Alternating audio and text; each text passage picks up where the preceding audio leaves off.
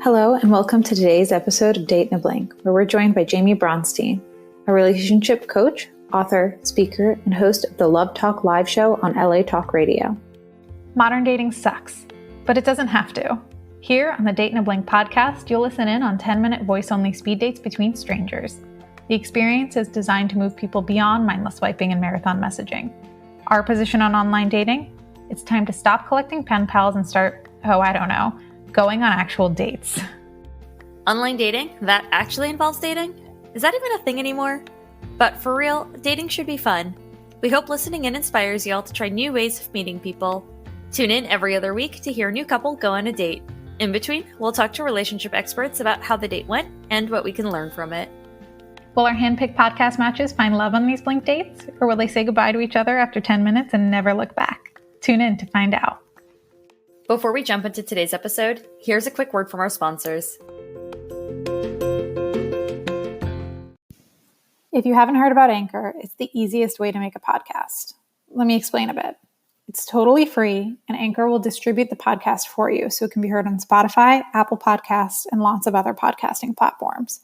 Not only that, but it has creation tools that allow you to record and edit your podcast right from your phone or computer. It also lets you make money from your podcast with no minimum listenership. It's everything you need to make your podcast in one place. Download the free Anchor app or go to anchor.fm to get started.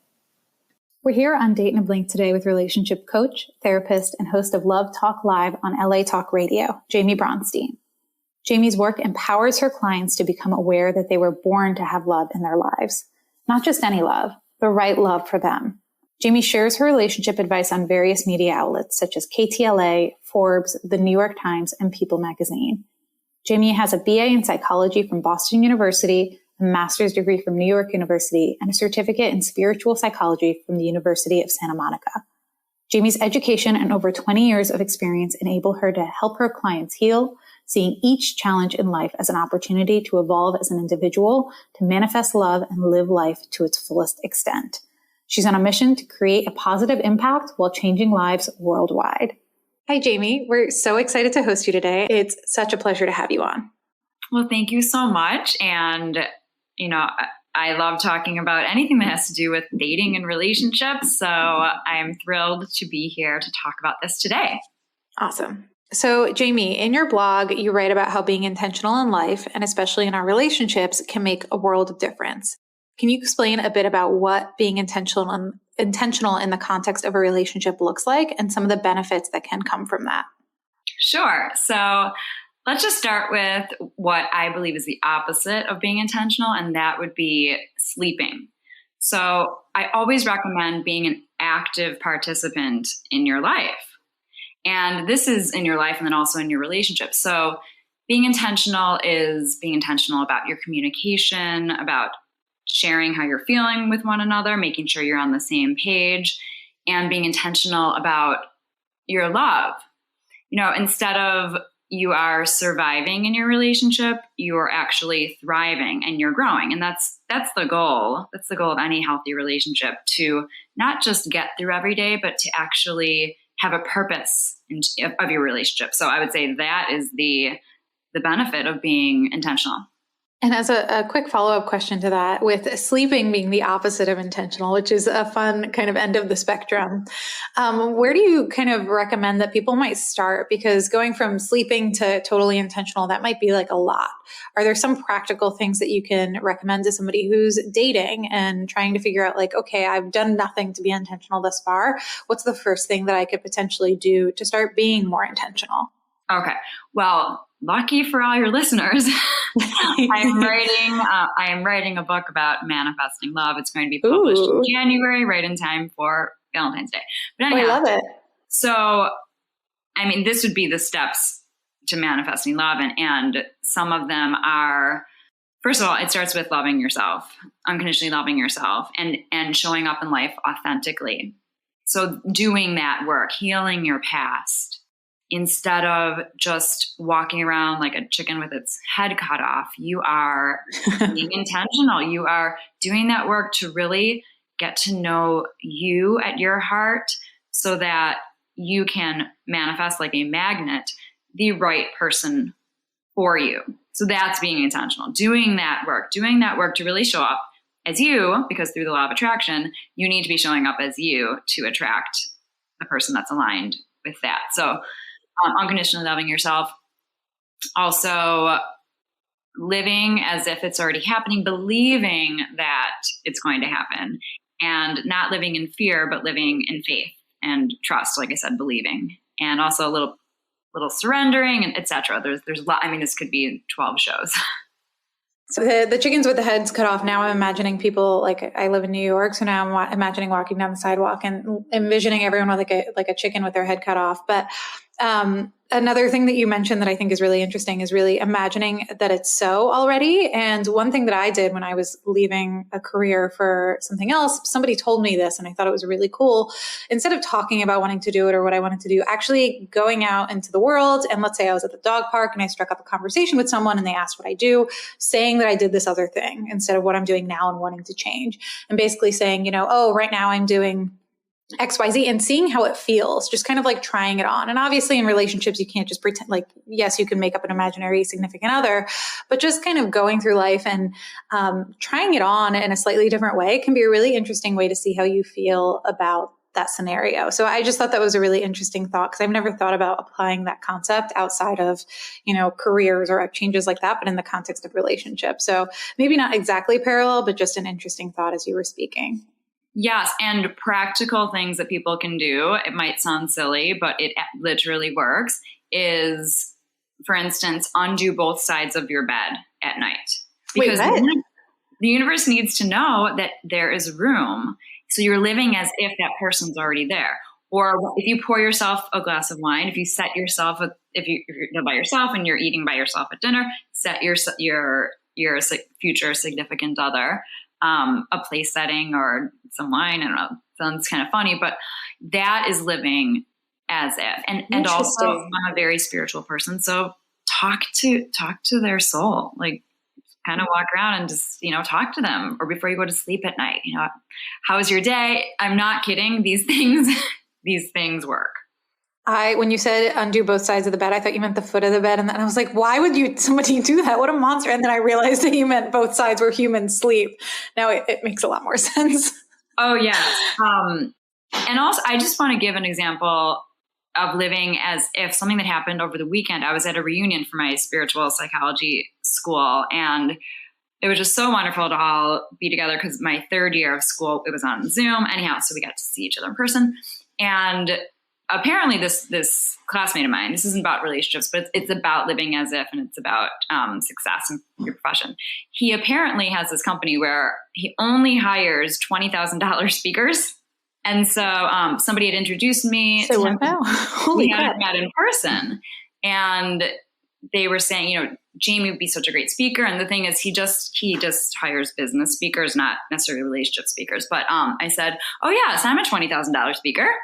And then I was sitting around with some friends. I said, yes, we're actually all $50,000 to $80,000 speakers.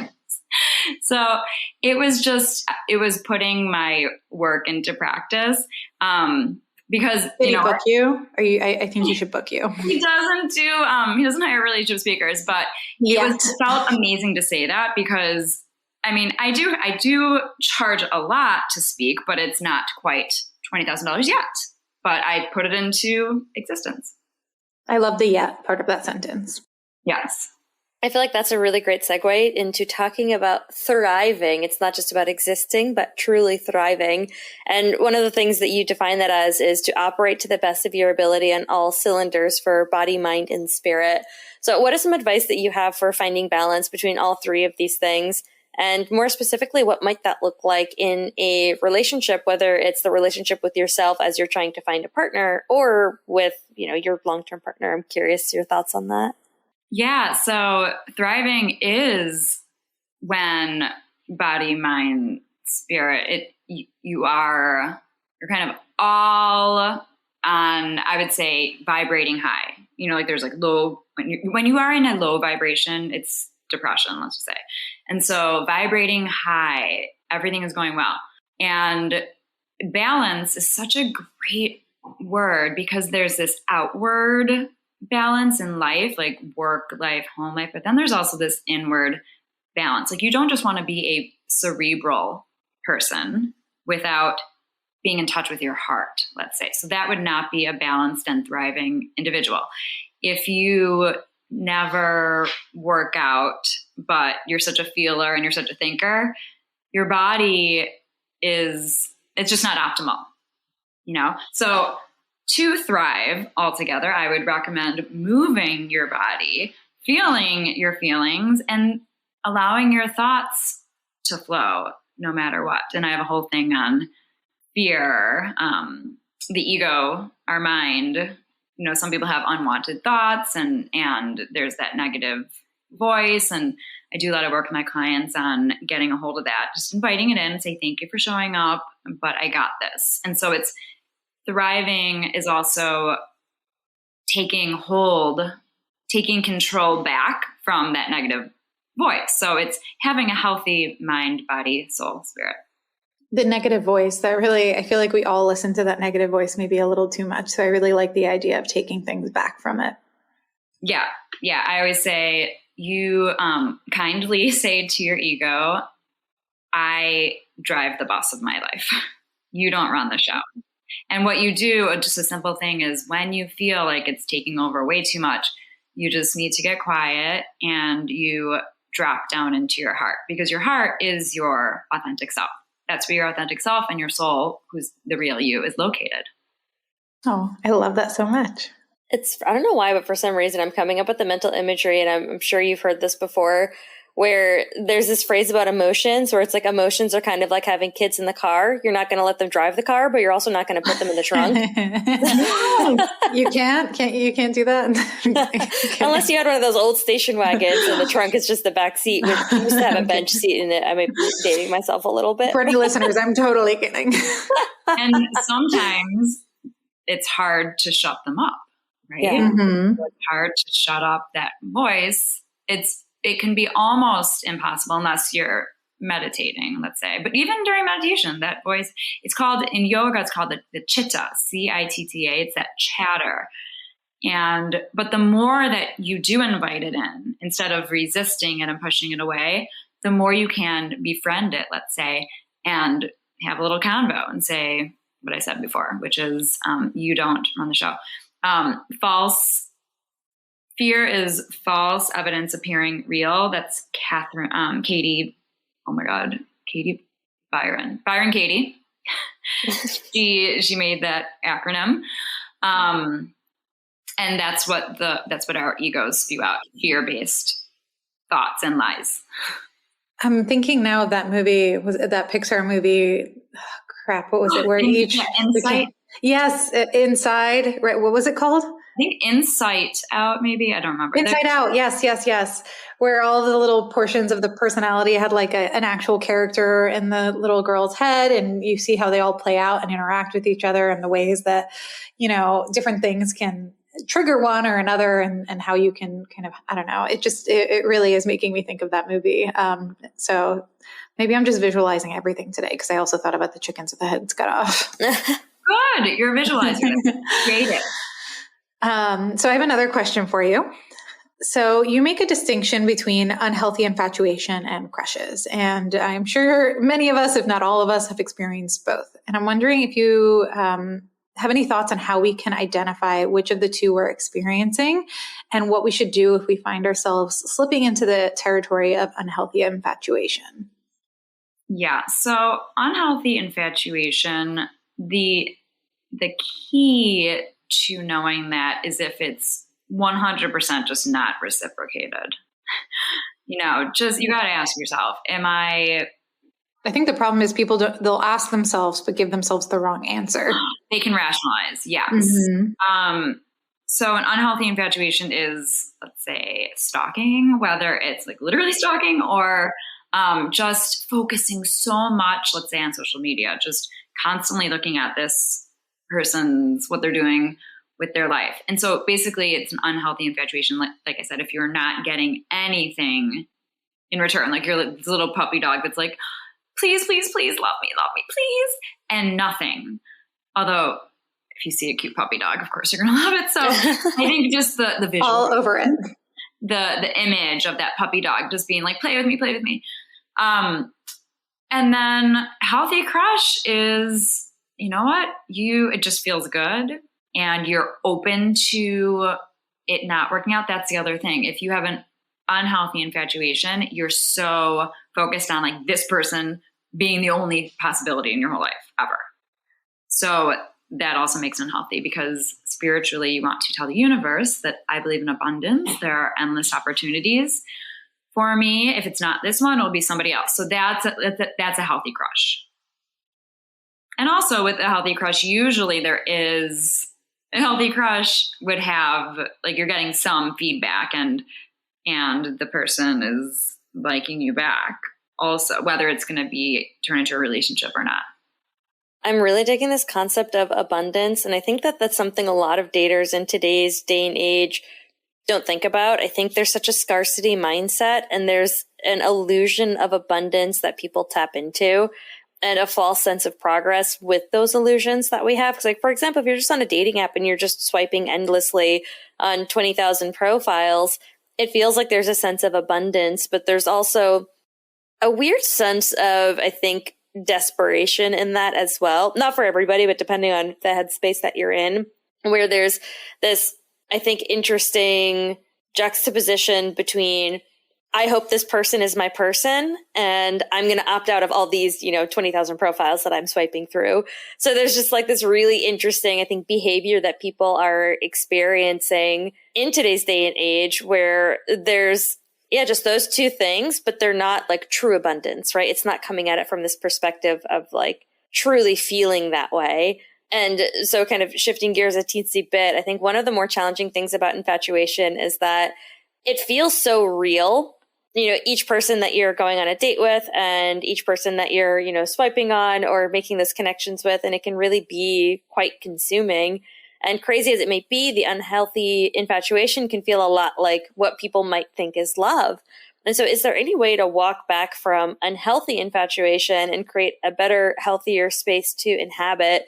Or should whatever it is that's sparking that infatuation be left behind altogether? So, time is amazing because time will tell. I would say look at it as an experiment.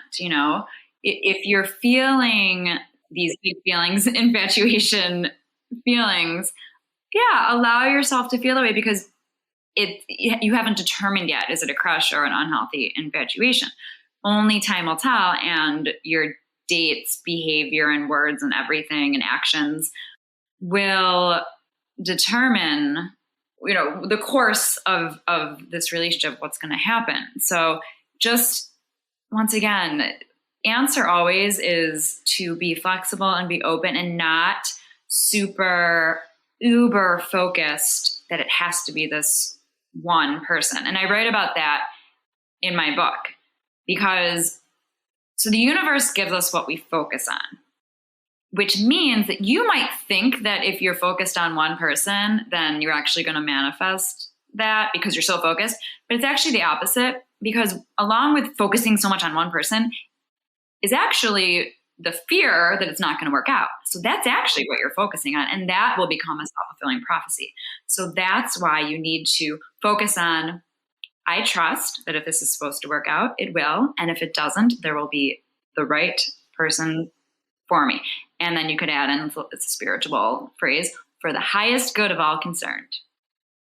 That's such a beautiful way to think about it. And I think you're right. Like oftentimes people do focus on the one person, and they focus on all the things that work or don't work with that one person, instead of like, taking that step back and just saying, this is an exploration. And, I'm going to continue getting to know them. They're going to continue getting to know me. If it works, it works. If it doesn't, then I'll move on to the next person and start getting to know them. I think we just get so wrapped up in the concept of the one, and we're constantly hunting for the one, that we get lost in it. And I think you're right. Like I think there is a lot of fear wrapped up in our search for that person. So I do like that perspective of, approaching it from a different angle. So you can't have this fear, it's so interesting. Once you just surrender, then your person comes into your life. And a little nugget, and I don't know if this is going to resonate or really make sense with everybody in the way that I'm going to try to articulate it. But this came to me, I don't know, within the past year or so. And it's the concept that your soulmate is a fact. Like, it is a fact that you came to this world to be with this person, and they came to this world to be with you. So it takes the weight and the pressure off of your shoulders. So many times people, they suffer, they make themselves crazy. Should I be with this person? Should I not be with this person? I don't know.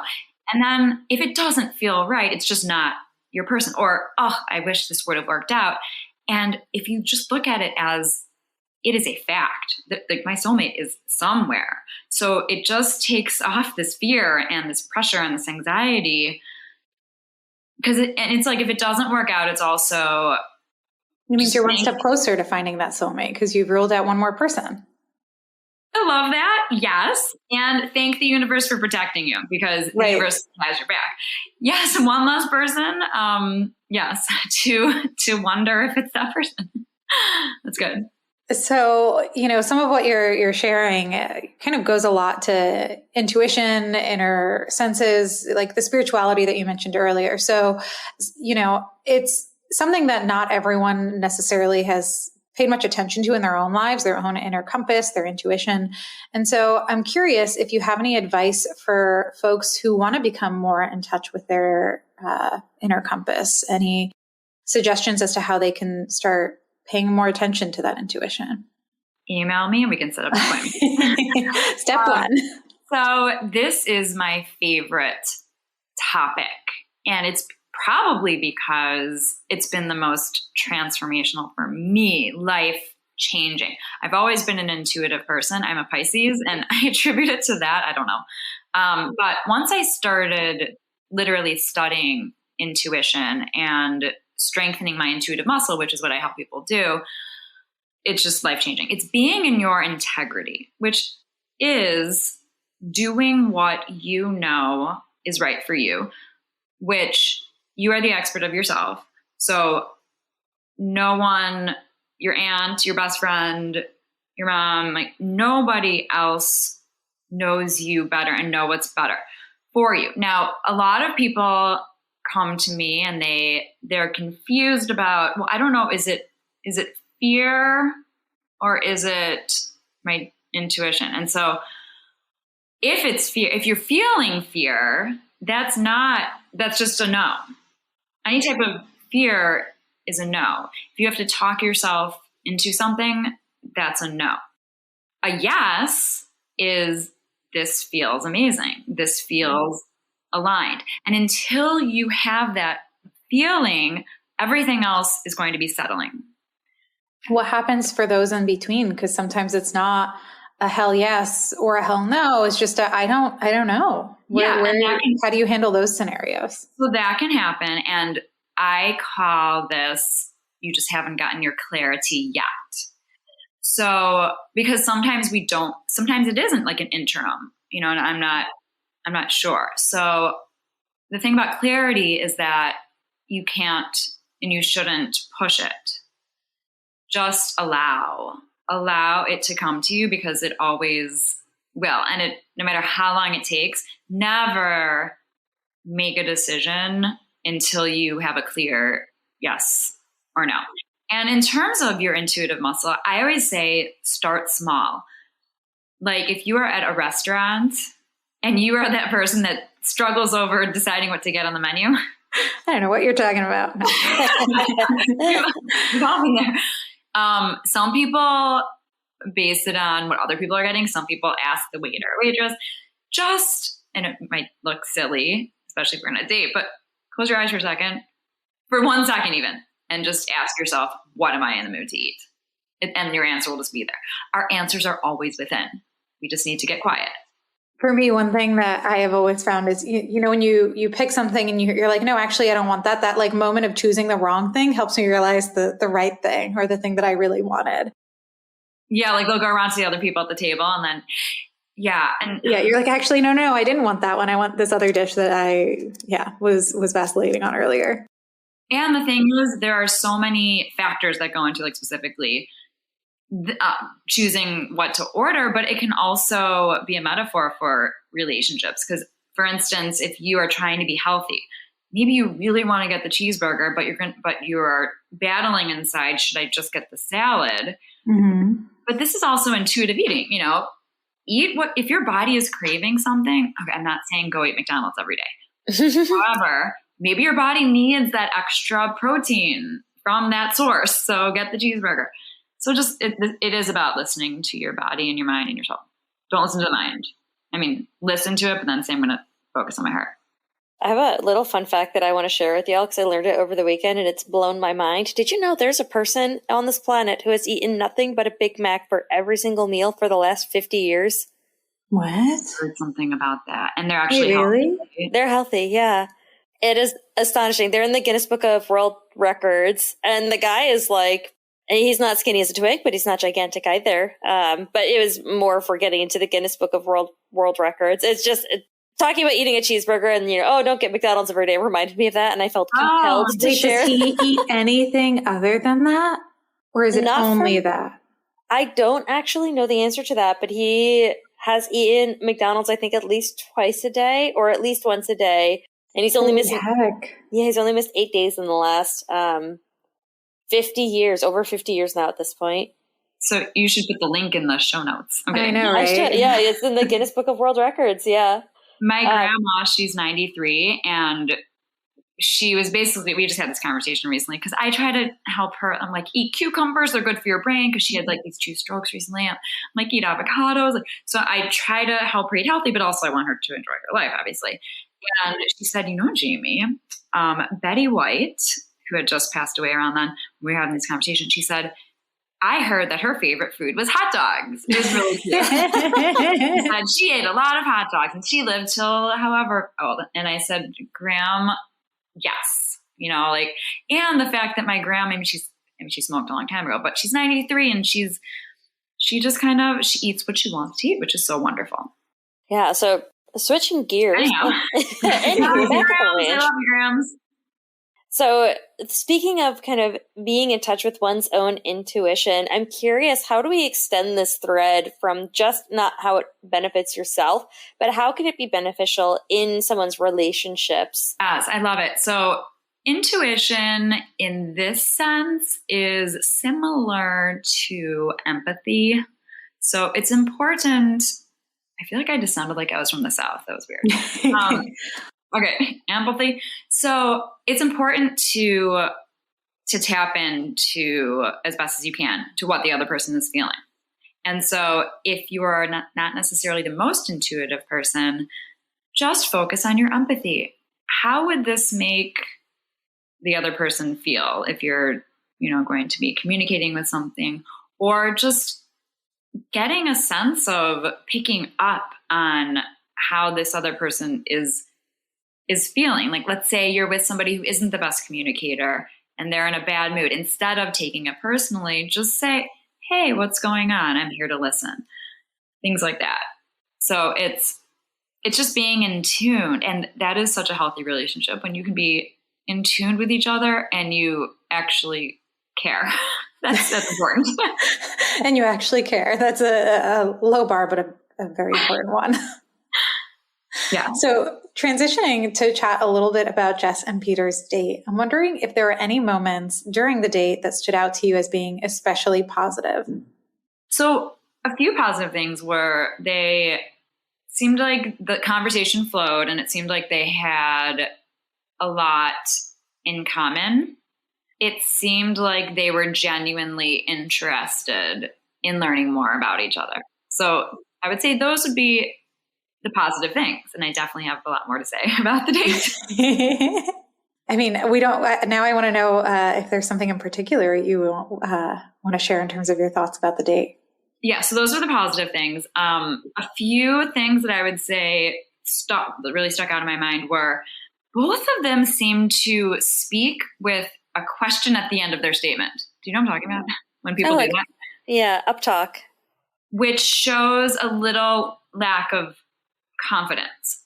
I also felt like Peter was talking a little too much, and it seemed like Jess seemed like she was asking him way more questions than he was asking her. So advice for him would be he needs to reciprocate and ask more questions. It seemed to be like all about him a little bit. And once again, for him, he was like, instead of name dropping, he was like money dropping kind of. I don't know. I felt like he mentioned $100 something, and then, oh, do you go to Equinox? And I don't know. It just felt like, and Cornell, and just, I don't know. He was trying to impress her, but it's hard to do, especially if it's audio and it's not in person, but it's always better to show over tell, and just to trust that if it's meant to be, then he'll have the opportunity for this in-person thing eventually. But I felt like he was showing off, trying a little bit too hard. I don't know. I did notice there was a lot of a one-sided. It felt a little one-sided early on, but I think just over halfway, I remember at some point Peter jumped in to ask Jess questions. I was like, yes, finally.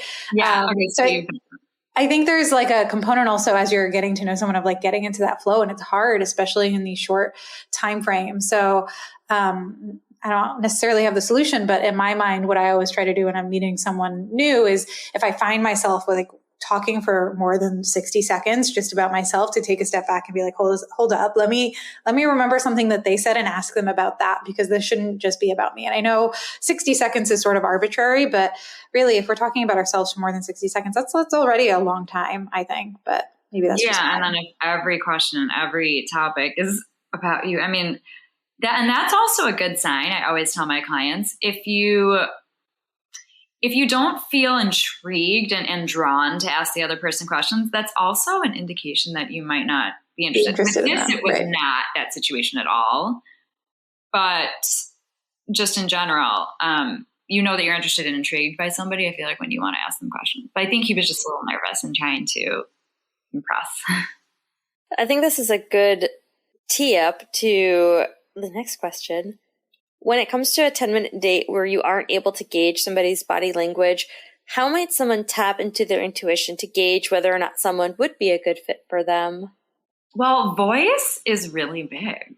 There are studies on attraction, just like there's studies about pheromones. There are studies about attraction to voices. So once again, it would just be asking yourself, does this feel comfortable? Is this fun? Is this flowing? And of course, a lot of times for most people, it can be very nerve-wracking. But at the same time, when something's going to turn into a relationship, usually even the first encounter is pretty flowy. So if it doesn't feel forced, if it feels natural, that's usually a really good indication. And even if it's audio. I love that you're tapping into some of the audio benefits, because we've thought and talked about that a lot. And I'm actually wondering, maybe in the future, we should actually ask people on our post-date survey if they were attracted to the other person's voice, because it's actually something we've never asked folks. And it's an interesting question. What if you guys actually make a marriage from this? I know, right? What if? We haven't yet, at least not as far as we know. But this is a new-ish podcast. Yes. I've been doing this for like 20 years. No, this is still new. So you don't have enough data yet. Not yet. Yet is the key word. Yes, it will happen. I am sure of it. It's very exciting. We're going to be invited to that wedding for sure. I'm going to make sure of that. Okay. Or at least we'll have some merch for them. Right. So, $1 million question, date in a blank. What did you think? Do you think that they matched, and why or why not? Oh my God. Okay. So, when was this? How long ago was it? Oh gosh. I'm trying to remember when we recorded their date. I want to say it was around the holidays, right? It was around the holidays, I think, because that was when we were recording most of the date episodes. So like December, maybe January. Okay, so I'm going to guess that they took the chance and they actually went on the date. I feel like Peter was probably nervous again. I always tell people, meet as soon as possible, whether you have seen their picture or not. Don't spend hours on the phone. Just meet as soon as possible, because what matters most is that energetic connection between two people that you can't, I call it energy, some people call it chemistry, but it's really this energy, because we're all made up of energy. So I don't know what I like the idea of energy more, because I think when we say chemistry, people immediately think physical chemistry, like are there sparks? Whereas energetic connection makes it sound like there's so much more and it's deeper. So I actually really like that kind of alternative phrase. And the cool thing about energy is that when you have a connection, it's because you see part of you in them. Like you see attributes, whether you are in touch with them or not. Like if this person's really confident, and maybe you're not the most confident person, you might have this energetic connection with them because it's actually in you, but you haven't realized it yet. So it's so interesting. Well, Laura, do you want to make your guess? Of course I do. I definitely thought that they were going to match at a minimum, because I feel like the conversation was so energetic. And one thing that I noticed is that Jess was asking a lot of questions, and I've actually been kind of on the receiving end of that, where someone is asking you a lot of questions. And sometimes it feels really rude to ask questions back when someone is just kind of rapid fire asking you a bunch of questions. And so I think that's why, for me, I felt like the conversation was pretty natural between the two of them, where one person is, I think, maybe more used to asking questions. And also there's like a nervous energy of wanting to ask more questions versus being asked those questions, because there wasn't a ton of downtime where it was like an awkward silence where, you know, she was asking questions and trying to throw spaghetti at the wall. But it did feel like there was a lot of kind of energy coming. Just like a lot of energy coming out.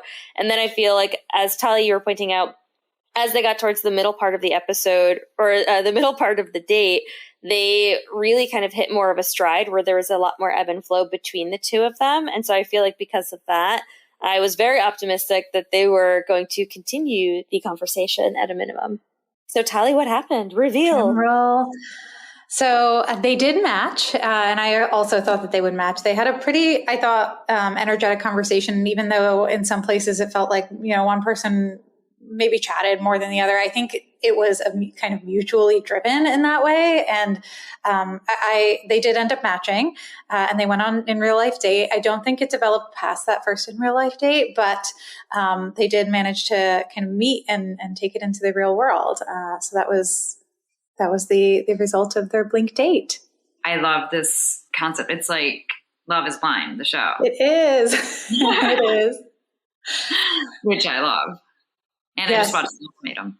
I know. I just watched that one too. It's crazy. I was like, this is the most bizarre concept, but watching it play out was just fascinating. But we could go on like a whole nother tangent for that. We do have a few final questions for you rather than going down the ultimatum rabbit hole. So as we wrap up, a question we like to ask all of our experts is whether you have any final words of wisdom or advice for our audience. It's going to be about intuition. That's my favorite topic. As it should be. Always trust yourself.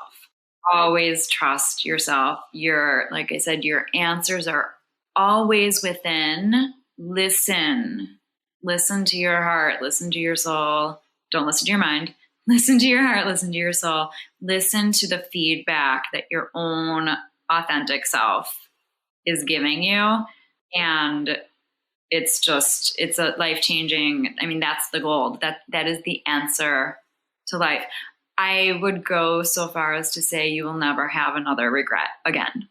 Well, I want to now take that into my life with, relationships and beyond. But thank you for that advice. And I will let you know how it goes if I have zero regrets ever again. But as our final question, how can our audience get connected with you? Wonderful. So my website is very easy and straightforward. It is therelationshipexpert.com, the way it sounds, etc. My Instagram, little different. It's The Relationship Expert, at The Relationship Expert, but there's no E in the word expert. The Relationship, the letter X, P-E-R-T. My email is Jaime, Jaime, The Relationship Expert @gmail.com.